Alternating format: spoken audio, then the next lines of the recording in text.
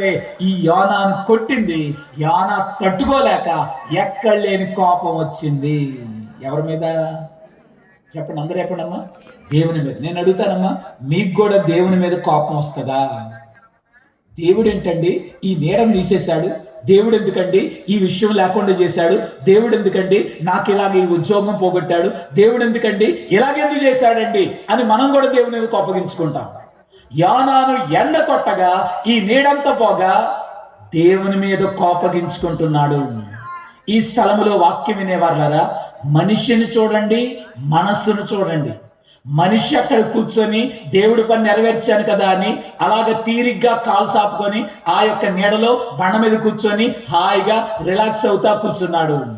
మనస్సును చూడండి, దేవుడు ఎలా కాల్ చేస్తాడో, వాళ్ళు ఎలా తగలబడిపోతారో చూడాలి అనే మనస్సుతో, ద్వేషముతో అక్కడ కూర్చున్నాడు. ఈ యొక్క మనస్సుతో దేవుడు పరీక్షించాడు.